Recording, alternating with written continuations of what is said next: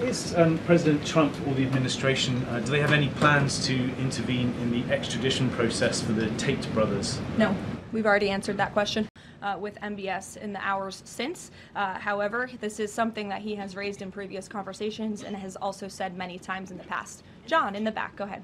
Thanks a lot, Karoline. In regards to this deal, in the past, the Saudi government has said they will not consider entering into the Abraham Accords unless and until there's a Palestinian state. What makes you think that they're going to change their minds on their position regarding that?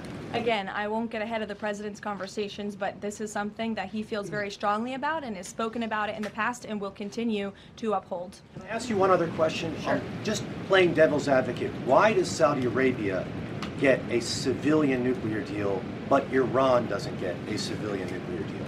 Well, again, this agreement is still being worked out. It will eventually, hopefully, be finalized with the condition that the president spoke about this morning. But this agreement in particular, as it's been discussed thus far, does give priority access for American companies in the Saudi nuclear energy program, which will ultimately benefit American industry workers and supply chains. So the deal that has been discussed thus far and will continue to be discussed absolutely puts America first, and that's obviously very important to this president. On the Saudi Arabian nuclear deal, what steps is the U.S. taking to get Saudi Arabia to sign the Abraham Accords? Sure. Well, the president himself has spoken on this many times. His Truth Social post this morning, and I will read it for those at home who missed it. The civil nuclear deal, there will be no enrichment of material, an important point being made between the Department of Energy and Saudi Arabia, which pertains only to non-military use. Will be approved, but is totally subject to Saudi Arabia joining the very respected and successful Abraham Accords. The United States is not opposed to civil nuclear facilities, as we all know.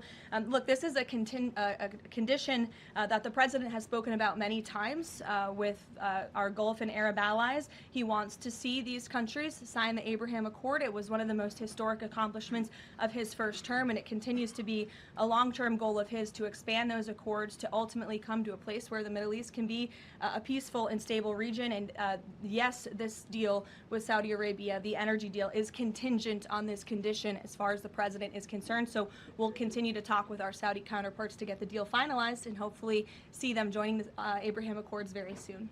Thank you. Gabe. Karoline, thank you. With regards to the Saudi nuclear deal, why was that condition not mentioned yesterday when the Energy Secretary announced it? Well, look, the president is always the final deal maker, as you know, and this is something that he has mentioned on numerous occasions going back. I can provide you with those statements, and he has said if they don't join the Abraham Accords, the deal is off. So we'll continue to have those conversations with our Saudi counterparts moving forward. So the deal is dead if Saudi Arabia doesn't join. And have you any indication that Saudi Arabia is even considering this? Again, the president has spoken directly with the Saudis about this in numerous conversations in the past, and the administration will continue to engage in those conversations. Alexandra. Will Saudi Arabia be exempt from international inspections as part of this deal if it moves forward? I don't want to comment on the specifics of the deal as we're still, again, as I just said, talking especially about this very important condition that the president raised this morning.